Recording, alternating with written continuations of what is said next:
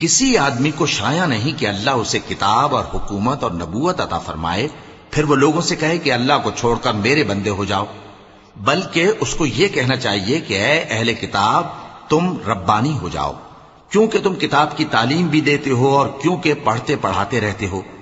और उसको यह भी नहीं कहना चाहिए कि तुम फरिश्तों और पैगंबरों को माबूद बना लो। भला जब तुम मुसलमान हो चुके तो क्या वो तुम्हें काफिर होने को कहेगा?